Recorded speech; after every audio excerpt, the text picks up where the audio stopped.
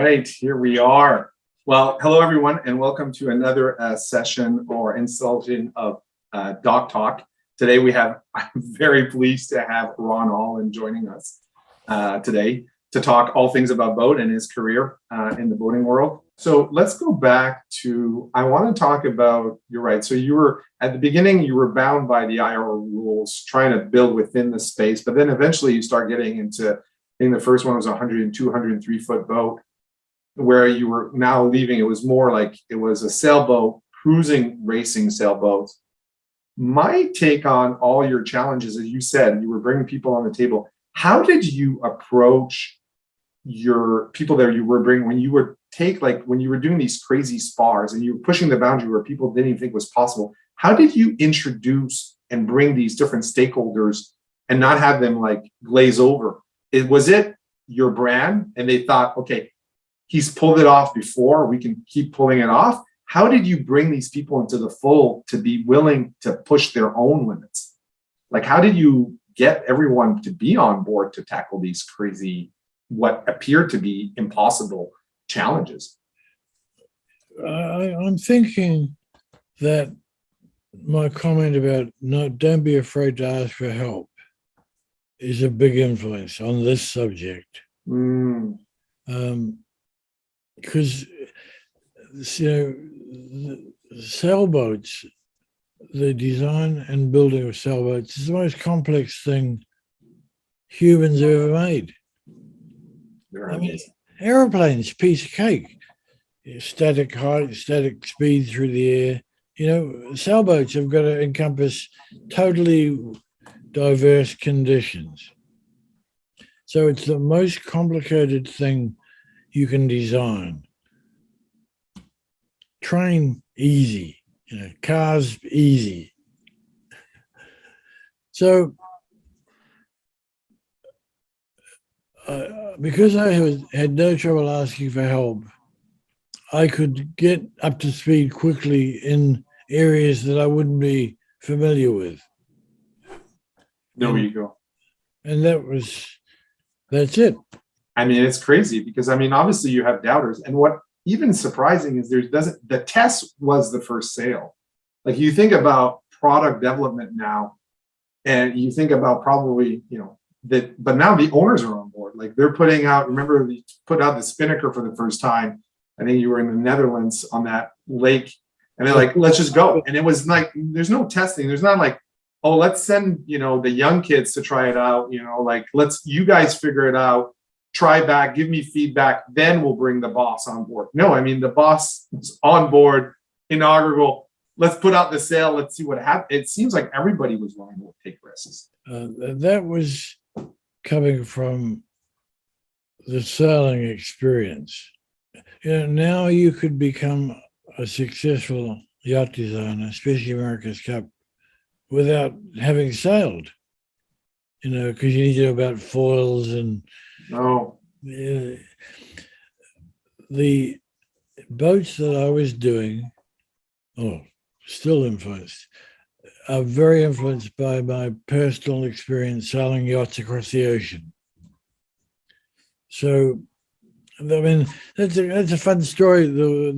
It's about Whirlwind, the first 100-footer I did. And will you have a Spinnaker on this boat or not? And there was a huge discussions over the 3-year design and build period. And the owner courageously said, let's order one anyway. We might never use it very often, but what the hell?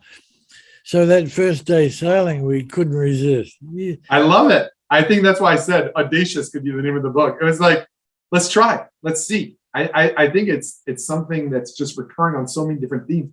Even I thought racing, how the crews of the boats that you were designing were also audacious in their tactics, right? They weren't winning races because they were just being predictable. They were also willing to take different tactics that might look crazy, but again, willing to take chances to win, it sounds like.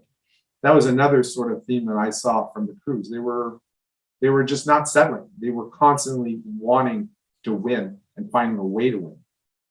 Yeah, and Jeff, I say quite often, if you want to be a successful racing yacht designer, you need two things: a bloody good sailmaker and a bloody good crew. Yeah. The boat is an influence, but actually, without a good sales and crew, you ain't gonna win races. Yeah. And that's where it seems like a lot of people in your design studio is getting an opportunity, even your family, brother, brother-in-law. We're getting a chance to go out there, being there on different boats. So everybody, I guess everyone was staying current, pushing the boundaries on the boats that you were building. Well, not building, designing. Yeah, that was really interesting as well.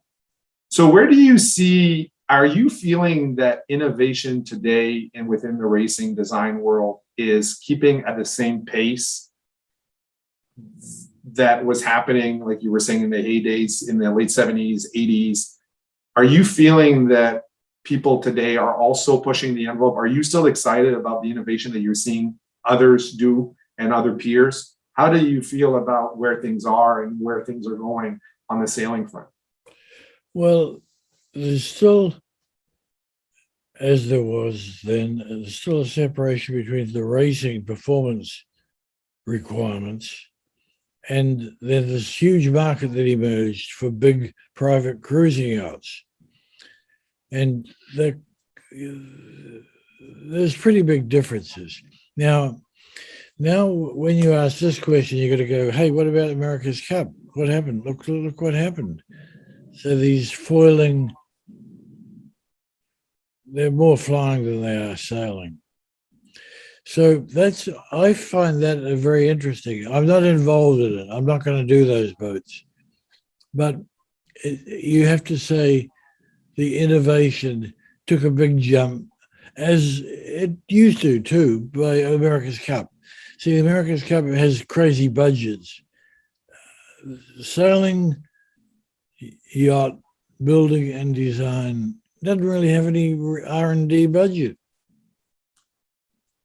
So you're not going to get huge jumps in performance like you do with America's Cup, where there's real money involved. So that's the difference. What I'm hearing you say is that the cruising yachts have incremental changes. You're pushing the boundaries, but because you don't have the R&D budget, you can't go. It's got to work. I mean, at the end of the day, you're pushing the boundaries, but you don't want to fail epically either. Yeah, that's something to consider. Do you feel that, I mean, I was reading your article or the chapter on the systems that you did on M5 or Mirabella. Later on, I think it became M5, I think is what I was looking at all the different systems. And then that's where now, I guess that's probably where now this is completely different from understanding how the boat's going to behave. You're now being challenged on the systems front, like propulsion, the water use, like all these different things that are another layer above and beyond the performance of the boat to meet the performance of the boat, right? To keep the weight down. How was that transition? Did you find interest in the systems? Because they seem to be a big part of those boats.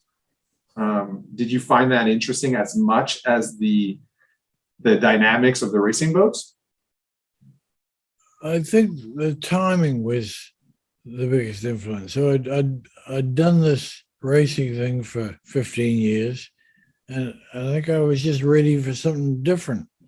And because the world got richer, as I mentioned, all these big one-off custom yachts, it was an attractive design area to be. And quite frankly, you make more money as a designer on doing the big one-off boats than you do lots of little race boats.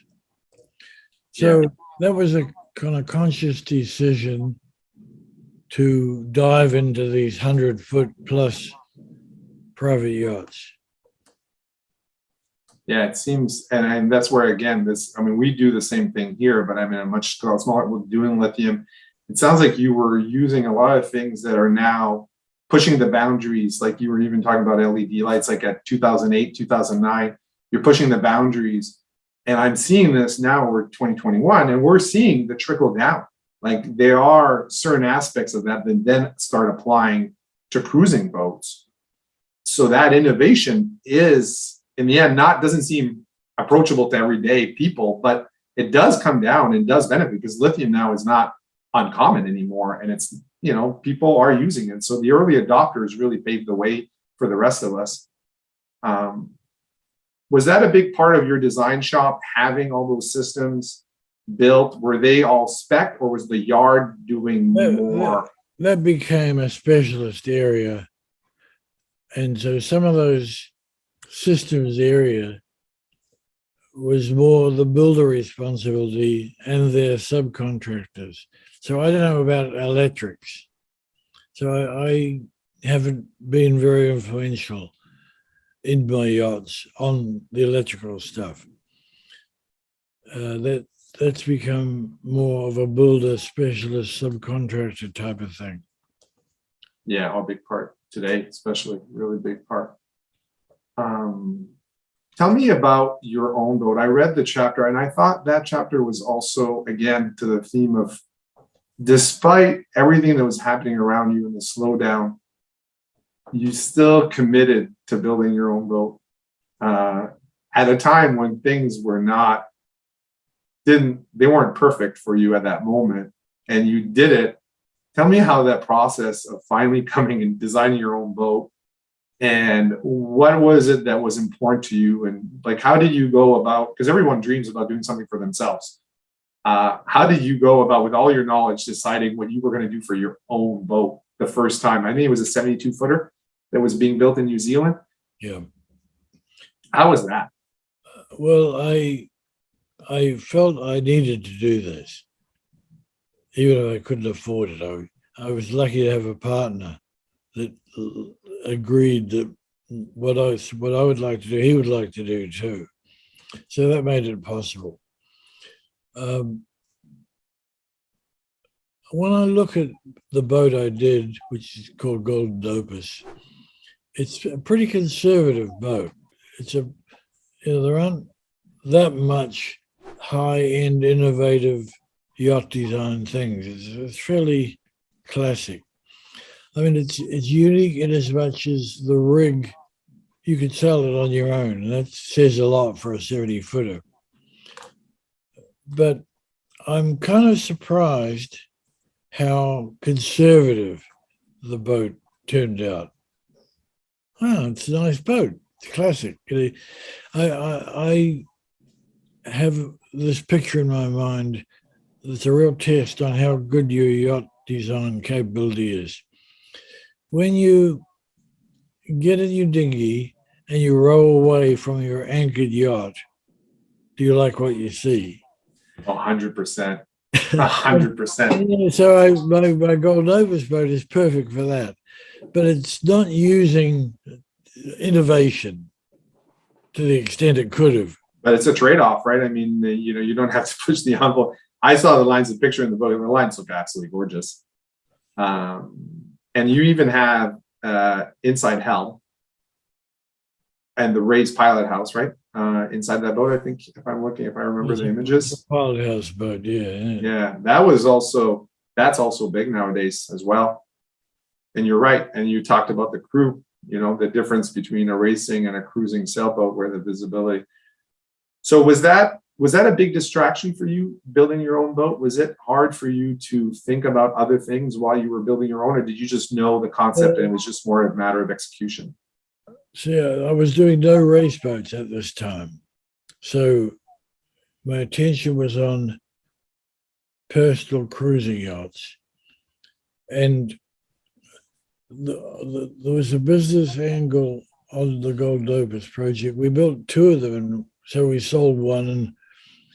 And so it was a business venture as much as a desire to have my own boat venture. Most of my sailing and flying has been with other people's planes and boats. I would say that's the best way to go boating, right? I don't necessarily agree. I do sort of enjoy my own boat, but yeah, being on the water, at the end of the day, it's an incredible experience. Did you do you consider yourself a competitive person? You consider like winning? Yeah, I got to say yes. And I, the biggest test of this was the first time I took a girlfriend or a wife, I don't remember which, sailing. And so they have been sailing with me for fun. And then I took her on a race.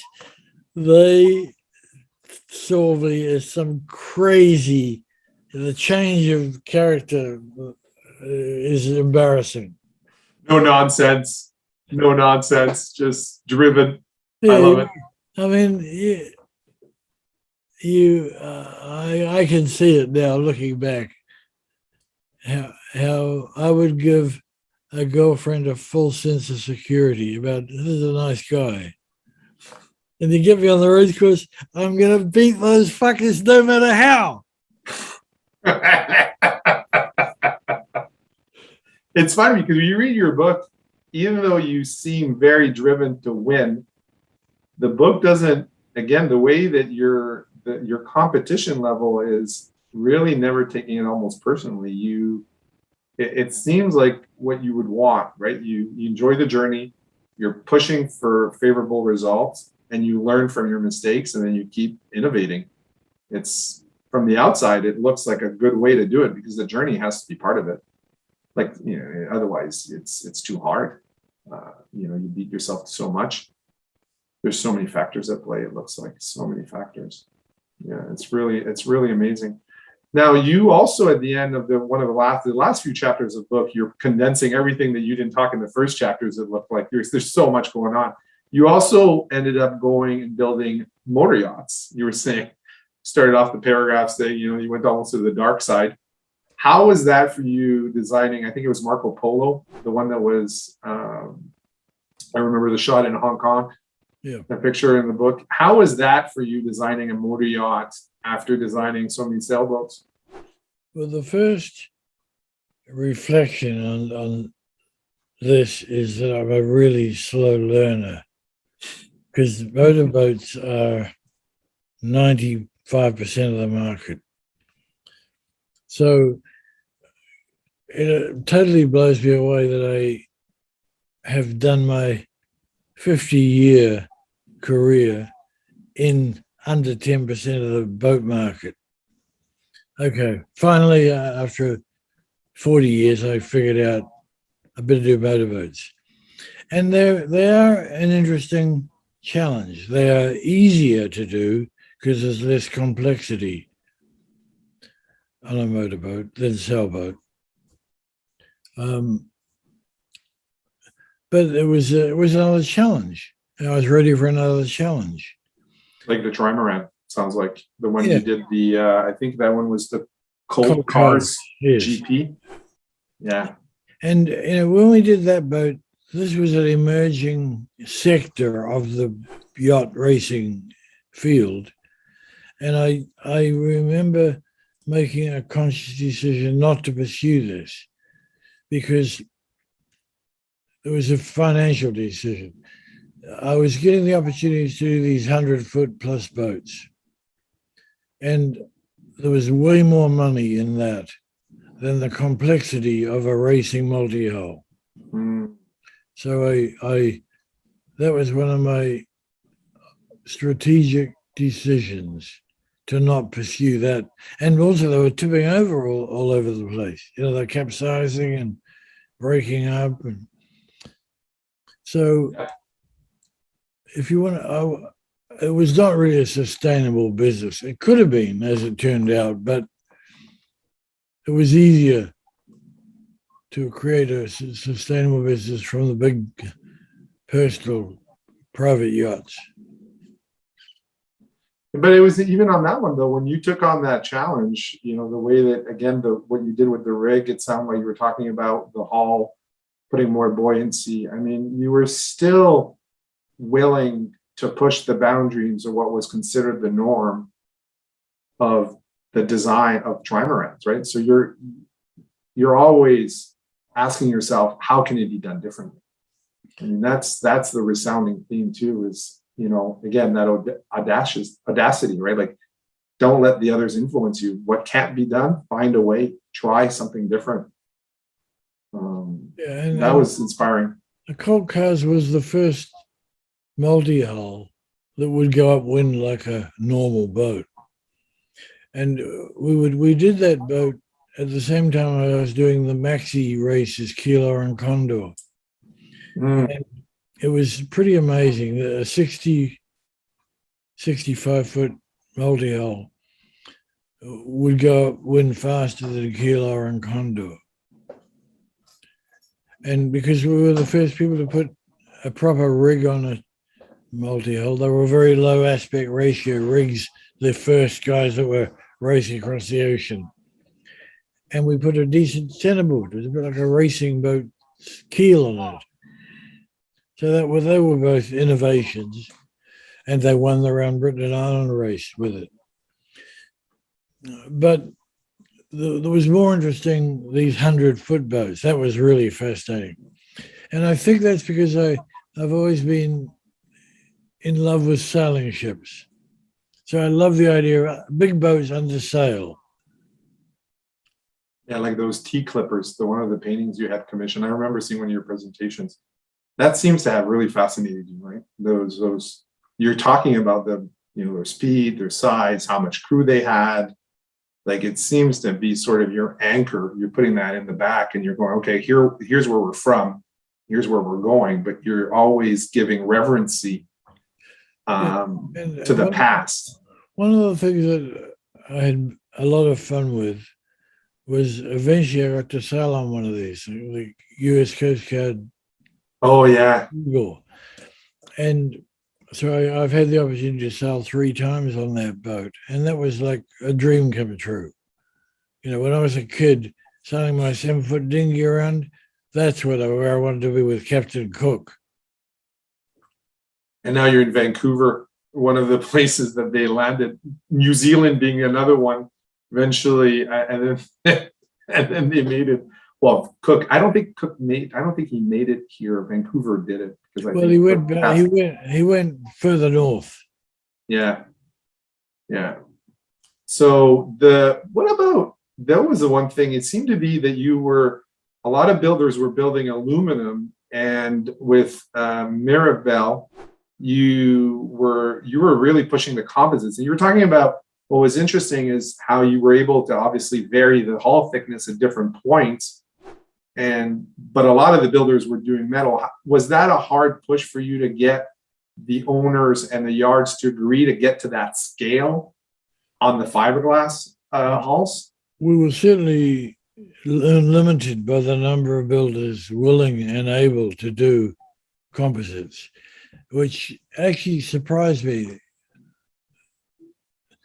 Composites has so many benefits for yacht building, but the establishment shipyards do metal, and they don't want to, they don't want the hassle of changing.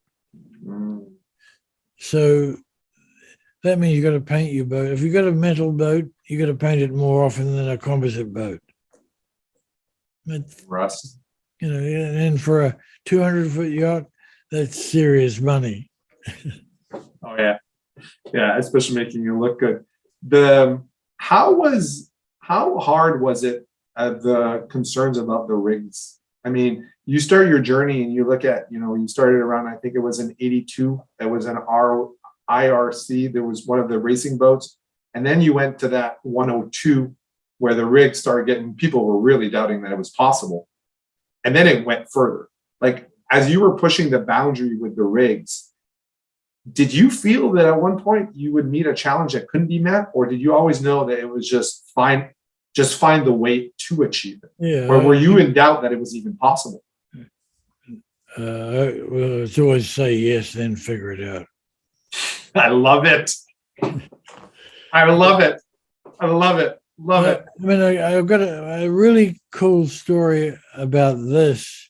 Was to do with the big Mirabella project, biggest single-masted yacht in the world. And my client wanted to park it of his house in Palm Beach. So the keel depth was an issue. So it obviously had to have a lifting keel. And for this boat, the keel was going to be 150 tons. So I'm going, I said yes, now I've got to figure it out.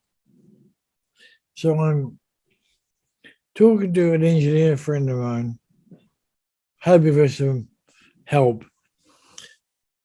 And I said, I've got this yacht I'm doing, and it's got a keel that when it's down, it's 32 feet. When it's up, it's 15 feet, and it's 150 tons. He said, I think you need to talk to a friend of mine in Aberdeen. No, oil industry, North Sea oil industry. So I call this number he gave me, and a very broad accent Scottish guy answers the phone. And I can hardly understand him because he's Scottish accent. So I describe what I'm trying to achieve. And he said, tell me again how heavy? Oh, that was 150 ton keel. And it goes quiet for a few seconds. So I'm wondering, am I really asking too much? And he came back and said, do you mean, I can't do the Scottish accent, but you got to imagine, do you mean 1,500 tons or 150? And I went, 150. And he went, gosh, we got hydraulic rams lying around the yard here. 150 tons, nothing. 1,500 would have been a problem. But 150 tons, come and pick one up tomorrow. So awesome. It's a great example of thinking you have an insolvable problem, but if you ask, you'll figure it out. Yeah, that's a big theme of your book. I totally agree. I think that's not to be lost on anyone. Doing anything alone by yourself will limit your potential. Greatness is not, I mean, you can, whatever you achieve, yeah, sure. But by working with others, the collaboration is just, it becomes a multiple. Like it just sort of, then you're not, like you were saying, you're not bound by convention, by the norms. You're breaking boundaries. You're trying new things. That was also working with others is a big one. I thought too, the way that you gave a lot of reverency to your clients. I mean, they weren't just people that were coming through the door. It sounds like you created a lot of relationships with them way beyond the business. It almost, they were inspiring you, like you said, on multiple levels. Like I thought one of the most powerful statements in the book that came out, why so sad? When Mr. Tanaka saw you when you landed in Japan. And I thought, wow. And for you to share that and then to look introspectively into yourself, like why? Because the Japanese, I lived in Japan too, that brutal honesty, saying that to a stranger, forgetting not, North America, we live here in the British world, that norm of there's an inside voice, an outside voice, and, you don't ruffle the feathers. Mr. Tanaka just, why so sad? And I love how short it was and how it triggered even in you, your own sort of journey. You were mentioning through the meditation and everything else. I was like, wow. So working with those people also made you a different person because of the experience, what the doors they were opening. Tell me how like all these, maybe there's a lot in the book that you give reverence to, but if there's anybody here that you want to share about how they help you become a better designer, a better person, anyone that you want to give a shout out to as a story to just show people how it goes two ways. It's a two-way street in life, it sounds like. Yeah, I think that immediately I go to the very early days, when I'm in my 20s. By the time I was 30, I was kind of more in control of the process and had enough experience. But when I was in my 20s, I was looking at it, what everyone else was doing. And again, I think it was the positive side about being hopeless at school. Actually, the more I think about it, being hopeless at school freed me up to look beyond the normal and obvious stepping stones to whatever you're trying to achieve. Yeah, different path. Yeah. So I was not going to get to university. So that wasn't a path that was possible. So I got to do another path somehow. That worked okay. Now, I have 4 daughters, and I've had discussions with them about, well, they say, Dad, you can't do it today like you did it. It's not possible to do it the way you did it. It's about paying for school fees.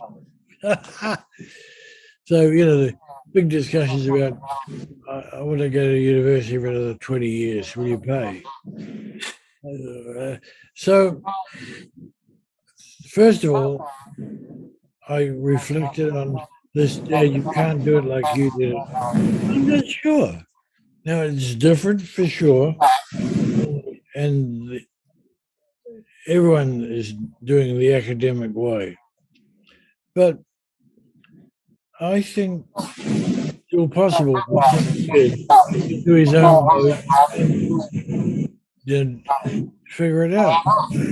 I actually, you know what, to be honest, you see a lot of people innovating in ways where they have no formal training. Like, again, Elon Musk, I mean, he's a mechanical engineer or physics engineer, but, again, people said it couldn't be done.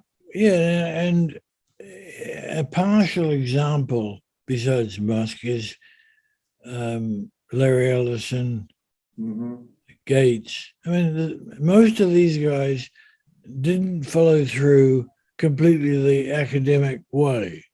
They kind of gave up halfway through or whatever. Yeah, Facebook, same thing. Yeah. So you have to be careful about predicting through conventional ways, because most of the tycoons in the computer world actually didn't do it the conventional way. Yeah. It seems like you were able to surrounded with a lot of people who are willing to take risks. I mean, that's ultimately, it sounds like your network and your clients were also willing to take risks in their own career, their own innovations. And then you get to meet them at a point in their life where they're pushing their own boundaries, trying different things, maybe not not maybe win a race, but push the boundaries of what boat building can do, what comfort can do. Like that challenge of the 4 people crew on that boat, just, I mean, nowadays we hear about it, what they can do, but back then the level of automation to be able to do that, and even the furling of the sails, like that's an impossible. Sails of that size, like you're saying, is it even going to hold? How are you going to actually put it around the furler? It's just, I don't know. Every single one of those would be enough to put everyone in a room going, no, it can't be done. And yet, I don't know, other people go, okay, well, how are we going to do it? As opposed to predicting, like you said, don't predict the future. Find a way. I love it. Absolutely love it. I can't imagine being presented by an impossible, yacht design requirement. No, I think I would just go, oh, someone knows how to help me with this. Gotta just find the right guy.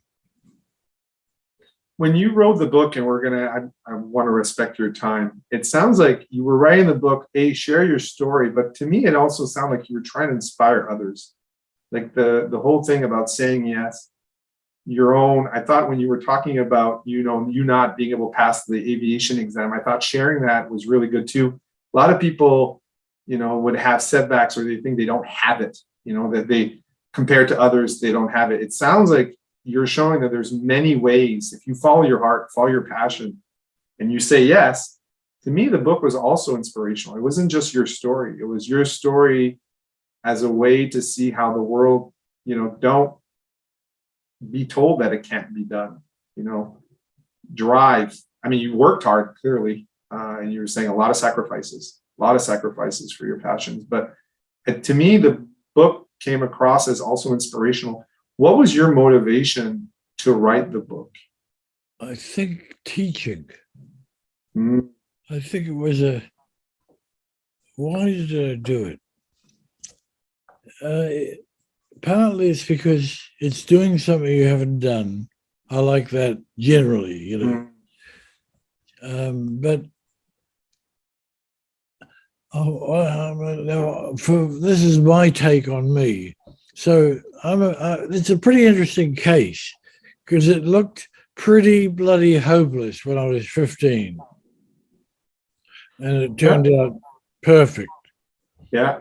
So I'm conscious that kids that at 15 that are feeling hopeless need to read my book. Yeah, I think so. That's a really good inspiration. Yeah, I look at even my own brother, his path to success was not normal at all. If you looked at him, he didn't go the normal way. And there's a lot of people in my circle, same thing. A lot of our clients, you look at their path, impossible paths, not predicted, and you look at what they were able to accomplish. And you're right, it is inspiring because otherwise, if you predict too much of the future, like you said, you might get down when you don't know what could have happened in your life. There's no reason to believe that you have a destiny that isn't to whatever fulfillment you want to go, right? Say yes. I think there's a lot of inspiration in that book. Very much so. Another thought that comes up just now, Jeff, is about the book. So I didn't want to do just a book. So I found a guy here in Vancouver that did the design for me. So I wanted to make the book special, and it's an award-winning for its design. So I couldn't see no pictures, no design. You know what I mean? Most books are just words. So I did it because I wanted to create something beautiful. Mission accomplished. I think the images are great. Even the sketches, a lot of the chapters start with a sketch, a doodle. And there's an artistic element to it for sure. You can't, words can only convey so much. The images, you're right, it's beauty, right? There's a lot of beauty, a lot of inspiration. Any other things before we get closing that you want to share? And I can't believe you spent so much time with me today. I can't tell you, be thankful enough. This is a dream of mine. This is amazing. I remember you were presenting Royal Van about, I can't remember, a few years ago, and I was in the back of the room and I was listening to you talk and I was like, oh my God. And here a few years later, we're chatting with you about your book. It's awesome. Awesome. There's a lot more stories. Thank you. Last week, I was doing something at UBC, presenting to the Naval Architecture class. We told a lot of stories. None of them I've duplicated here. So there's a whole bunch of stories. There's plenty of stories. But you seem to be caring about, and I heard also in your book, you were doing the same thing in New Zealand. You went also a naval architect school and you were helping. So that seems something that you're doing. You're trying to inspire others, right? The new generation, giving back, giving them that spark. It sounds like. True. Yeah, I think you get a certain age, for me, I just was oriented in that. I'm kind of retired now, but we're still doing occasional boat. Yeah. So this job, you probably retire when you die.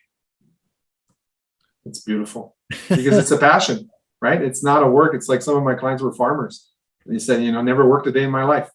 And we know that people owned and operated a farm, but to them, it's not work. But it's true, Jeff, that the stroke made me think differently. Before I had the stroke, I would have said, what an easy life, and then after the stroke, I'm going, shit, that was crazy what we were doing. So it feels now like there's another period, and it's to do with sharing, teaching, and trying to understand this inner work I do. You mentioned meditation. It's just what happens. I don't know. It happened. I think it happens to most people, but it really happened to me. I'm more interested in what the hell happened. Yeah, there's a lot of inspiration in sharing those stories. Lots. Even myself reading that, there's tons. Sharing is huge because it makes people relatable. Unfortunately, just because it's your birthday, you're still too young to figure this stuff out. Good one. Thank you so much, Ron, for being here today. I appreciate it. I really do. And thanks for sharing your stories. I think that's getting closer to, understanding your journey is awesome. So thank you very much for being here today. And thanks, everyone. Happy to be here. Thank you.